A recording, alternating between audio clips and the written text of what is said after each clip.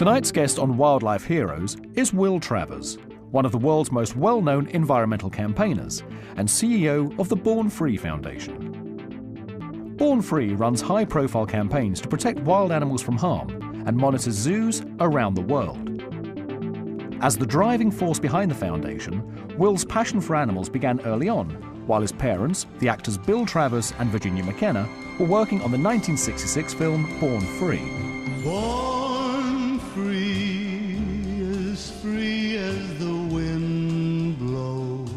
Shot in Kenya, it told the true story of the orphan lioness Elsa, who was raised by humans and trained to survive in the wild.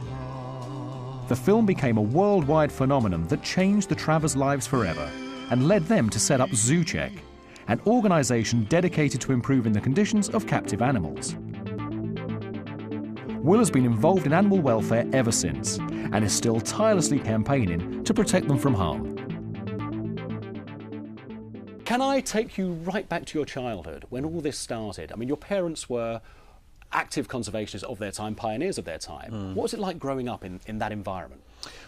Well, in a sense, they were just jobbing actors until the film Born Free came around, and then when they were approached to make the film, which was described to them as going to be a kind of documentary, and ended up as, you know, 70mm Panavision global Hollywood movie, it was because they met the real George and Joy Adamson, who were the technical advisors on the film, and became passionately involved in wildlife, and that had to have had a big rub-off effect on me. I remember we would walk out during the day and, you know, around the house in Kenya where we were living at the time, and I just remember one day walking along and there's this lady coming towards me, and I must have thought, oh, it's Joy Adamson with a cheetah. As you do. As you do. Yeah, yeah. And it was a formative period, and my sort of interest throughout then school and then through into, I did a couple of Trans-Sahara expeditions after school, ending up at George Adamson's camp and staying there for a while. And I was highly motivated, but then instead of diving straight into the animal welfare and charity work, I actually did a few other things for a couple of years and took time out. I was going to ask you, because I mean, was it a given? I mean, clearly it wasn't a given. You're saying you took time out, but I would think it would be a given if I was 5 years old, surrounded by that kind of environment. It's got to be animals. But did at any point you think, you know what, I'd like to be a rock star, or I'd like to be, I don't know, a corporate banker or something? Well, never the corporate banker, I'm afraid. Although I'd like to meet some corporate bankers because I could perhaps persuade them to support the charity. No, I think it could have gone two ways. It was either going to be something to do with animals, or it was going to be the acting profession. And I did a little bit of acting, and didn't really enjoy it, I have to say. I didn't enjoy the whole sort of the pressure of trying to perform in that kind of way, and also the sort of waste. There's an awful lot of waste that goes on as well. Do you find, though, that if you tried the acting, and obviously your parents were actors, has that helped you in your campaign? Has that helped you present to crowds and do what you do? Well, yes, people kindly say that. I do have no problem. I actually have no problem at all standing up in front of 700 people and giving them a talk about what I think is important, and if they like it, they like it, and if they don't, they don't. At the heart of what the Born Free Foundation does is ZooCheck, and this is a fight against animals kept in bad conditions, in wild animals, in zoos and in circuses. Can you give me some examples of good examples of where that is working for you? Well, yes, numerous. I mean, people may remember that there used to be captive dolphins in the UK throughout the 1970s and into the 80s. I remember going to Windsor, actually. Indeed. And there used to be quite a lot of them, surprising number. Well, I remember the time when we flew two of the last dolphins from captivity in the UK. We hired our own 707, the only direct flight that's ever taken place between the UK and the Turks and Caicos Islands. And we took Missy and Silver to the Turks and Caicos, where they joined Rocky, another dolphin we'd rescued, and ultimately they were released into the wild. There are no captive dolphins in the UK today. So when was it? When was that closing? 1991. Okay, so it was as recent as that? Yeah, it was quite recent. And there's no appetite for it. I mean, there really isn't. I don't get lots of letters from people saying, oh, you know, you mean thing. There are no dolphins, I can't see them. Although there's an appetite abroad. I mean, you go to the States, you go to certain places like SeaWorld, and you know, this stuff is rife. Yes, indeed, and it's actually worrying that there is still it's still a growth industry. I mean, right now there is a big debate going on in the Solomon Islands, for example, where a shipment of 28 dolphins caught from the wild. You know, people say animals are not caught from the wild anymore. Oh, yes, they are. 28 dolphins caught from the wild in the Solomon Islands have now ended up in the Middle East, and despite not only the best efforts and the protests of the conservation and animal welfare movement, but the best science in the movement as well, said this is not justified on scientific grounds. There is no data to show that this won't be detrimental to the species, and yet it's allowed to go ahead. And decision makers here are scientific people. Yes, and we're always asked for the evidence.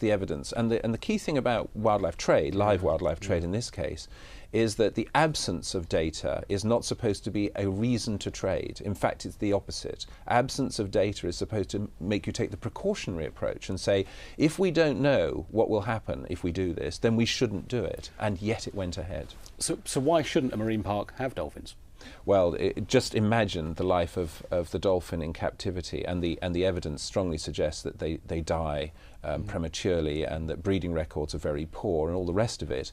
But just imagine the life of a dolphin that lives in a social unit in the wild, an extended social unit in the wild, travels huge distances. Of how many numbers in it? Oh, social unit being a pod, obviously. A pod, anything up to 30 individuals.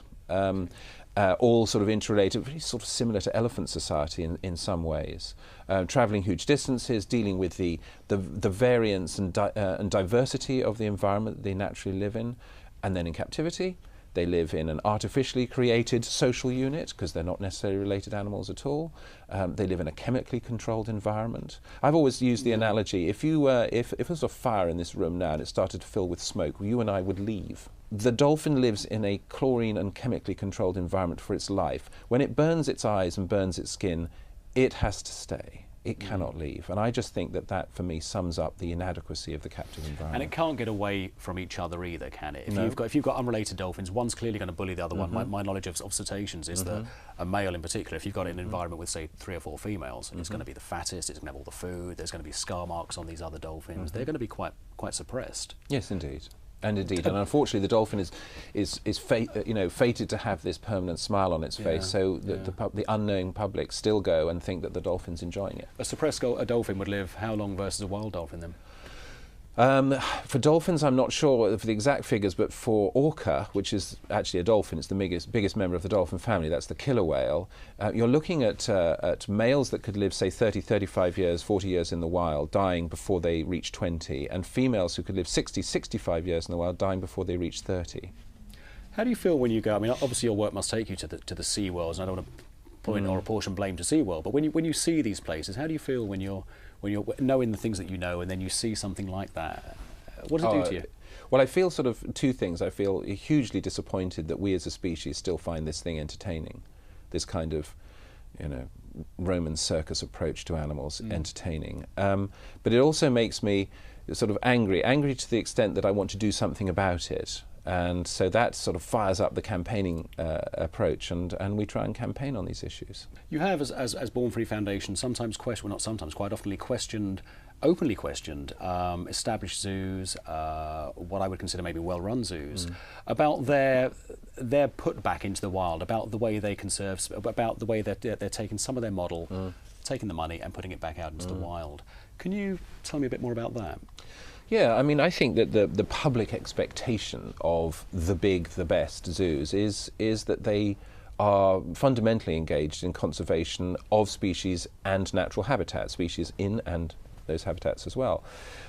And the research that we've done seems to pull that into question very significantly. The amount of money, the average spend, for every pound that the zoo takes in, it's about 5 pence that actually goes back into what we call in situ conservation. And I think the public think there's more to it than that. And these are the best zoos. Is there an argument maybe that 5 pence out of a pound could be all a certain zoo could afford because of their running costs, because of their in situ cost? I think it's all about how you tell stories. I mean, for example, Born Free puts something in the order of 78% of its income back into campaigns, and a significant amount of that back into the field in various ways. So 78 pence in the pound, not 5 pence in the pound. Now, I'm not saying that it's possible when you run a big infrastructure like a zoo that you can put as much as that. But on the other hand, I think 5 pence is far too little. And the example I would use is the new London Zoo Gorilla Kingdom. The Gorilla Kingdoms cost £5.3 million for the acre and a tiny bit in the centre of London Zoo. For 3 gorillas? For 3 gorillas, one of whom I believe is post-reproductive. As you come to the end of your walk through, there is a signboard which shows 8 stakeholders: a child who lives in the forest where gorillas come from, the conservation officer, the project director, whoever. And you are encouraged to put your pound into the slot and vote for where that money will go. I was there just at the start of December 2007, and the facility's been open since May. And in that time, they've raised a staggering £5,700 out of the circa 1 million visitors that have gone through. I'm sorry, they're telling the story wrong. I can raise that by walking out in the street tomorrow and rattling a tin. Brings me on to another question. You said that the public are being asked to put a pound into a choice of maybe 5 or 6 different charities. Where does this money go? You're also part of a group that, if you like, encapsulates all of these charities and has a combined funding for a conservation project. Well, yes, indeed, and it's actually wildlife trade driven. The Species Survival Network, which is a consortium of over 80 organisations around the world. What we realised is that as individual organisations, our voices were weak. And when you go into these big conventions with 170 countries now as part of CITES, one of the biggest UN conventions in the world, if you go in as one little organisation, you will not get the platform. So we combined into this one entity called the Species Survival Network. It's a charity registered in the United States. So you're running, you're effectively helping an overall control, if you like. Yes, and making sure that the messaging is very clear, is very focused, and when we speak, or when I speak on behalf of Species Survival Network, I can genuinely say I am speaking on behalf of 20 million people who are the members of the 82 organisations. The great thing about that for me is that when here I am with my pound on the high street, where do I put my pound? And I've got WWF, and I've got Circaban, I've got all these different animal charities. There are so many. There are so many, and so many doing so little, I guess, through lack of funds. So your way is easier for me to go. If I put it just into here, then you can designate it accordingly and help make sure those funds reach the right place. Indeed, and I think that the public, there is an appetite out there.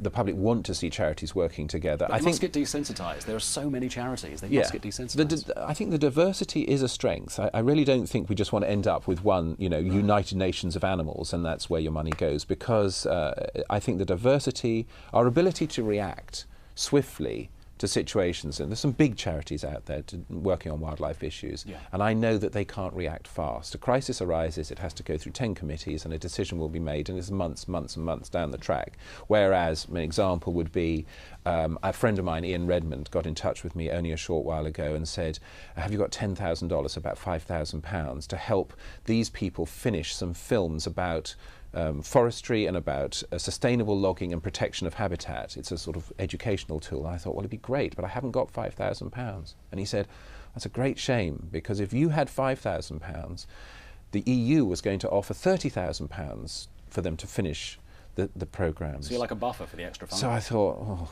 I phoned up a friend and I said, have you got £5,000? And they said yes. So within 48 hours, we were able to turn a no-hoper into not only just some money from us, but 6 times the amount of money from the European Union.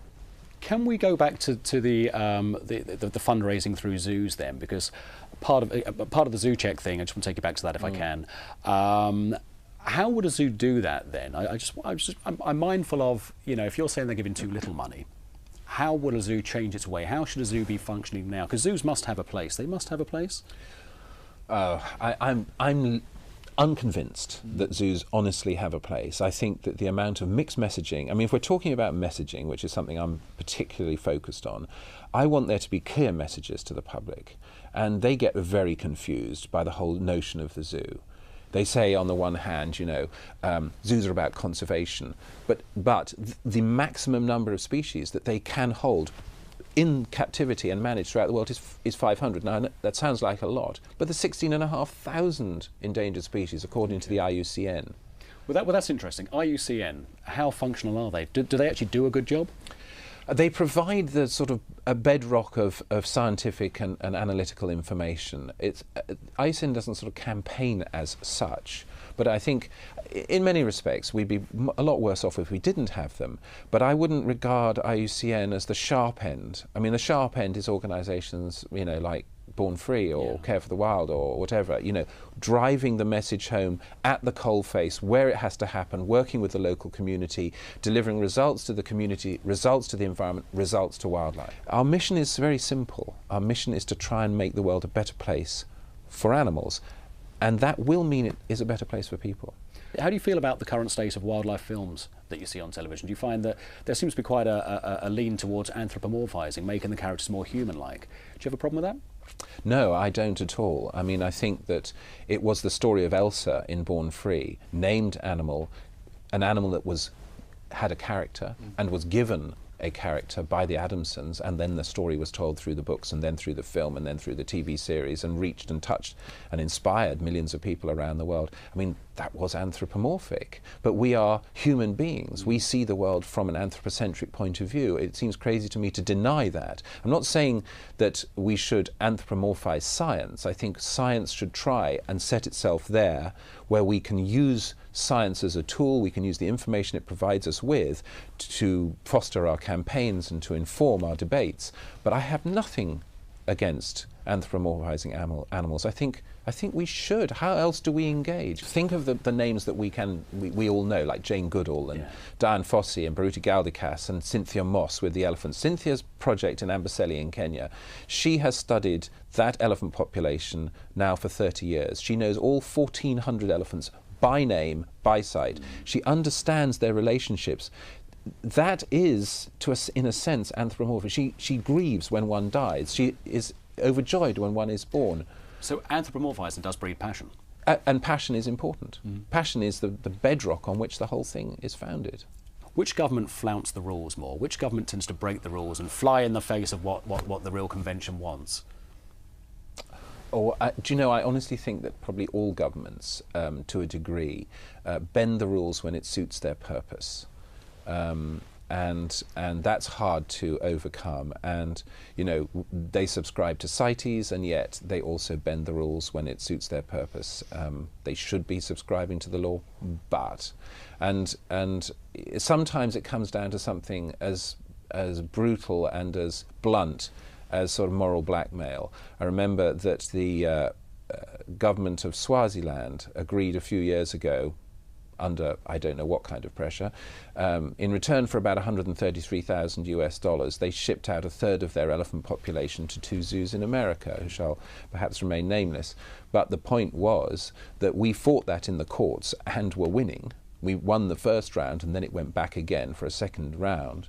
And the judge said, I'm paraphrasing here, but the judge basically said, I agree with Born Free and those who are applying not to have these elephants brought into the US, but I cannot have it on my conscience that these animals will die. And the reason he said that was because the director of parks in Swaziland had said, I have reserved refrigerator space for these animals unless permission is granted.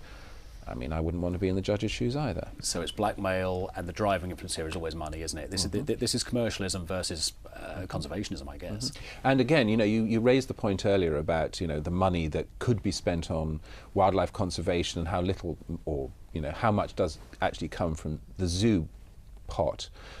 Well, Lowry Park, one of those zoos, I will mention because it's a very specific point, Lowry Park spent $20 million building its 3-acre elephant enclosure. I can run the entire African elephant conservation program for $20 million. But you yourself don't stop. You do so much more than that. As a person, I'm fascinated why you run marathons. You do cycle rides across continents and stuff like this. What drives you to do that? Aren't you busy enough? Yeah, I think if you ask my staff or whatever, they'd agree with you. Well, no, I mean, my dad was always someone who said that it was incredibly important to lead by example, and you wouldn't ask someone to do something that you wouldn't be prepared to do yourself. And so, while I can't do all the things that I'd like to do, when it comes to raising funds for conservation in Kenya, and it's a 70-kilometre mountain bike race for which I am so unprepared, I think, well, I'll do it. You know, I'll do it. I won't do everything, but I'll do that. And yes, I've run the marathon, and I did the Great South Run earlier this year, and stuff like that, because I think it is important to step up and take the risk the way that you're actually asking other people to take the risk, to be engaged. Can I ask you, when you're training for these things, when you're doing that daily slog for the marathon and you're on the bike, putting the hours in, what motivates you? What's going on in your mind for all those hours on a road when you've got so many hats that you're wearing? How can you stay motivated and focused? Well, because I suppose, I don't want to fail. I'm not good with failure. But also, as I say, I want to succeed, not just for myself and for the project or for the foundation, but because maybe it'll encourage someone else to have a go. And it is all about having a go. I mean, the worst possible epitaph on your gravestone is to have the words that say, he looked, he saw, and he did nothing. Do you feel you're getting there? I hope so, and I believe so. I think that the public, and actually even, there was a sort of faint lull in the middle of the 1990s. I don't know, people, their attention was distracted, they were looking elsewhere. But the focus has come back onto the environment as never before, and we're all at risk. All the species that we work with are at risk. We as a species are at risk. And maybe it's the fact that we share a common risk and we have the responsibility to do something about it that will and is re-engaging people from all walks of life. This isn't the preoccupation of the middle class. This isn't something that only the elite get involved in. It is something that every single person has a stake in if they want a healthy planet to live on. Is it working? It's working in a sense that almost it's working despite our leaders. You know, it's interesting to see, for example, how in the USA, in California, leadership from the White House has been very poor on this issue. But in California, companies are buying into it, people, communities are buying into it. The governor, Arnold Schwarzenegger, is buying into it. In fact, California is likely to become a world leader in environmental technology and change and dealing with climate change issues ahead of its national government. We need to drive the process from the ground up, not wait for it to be delivered from the top down. Optimistic? Cautiously optimistic. Thank you, Will Travers. Thank you.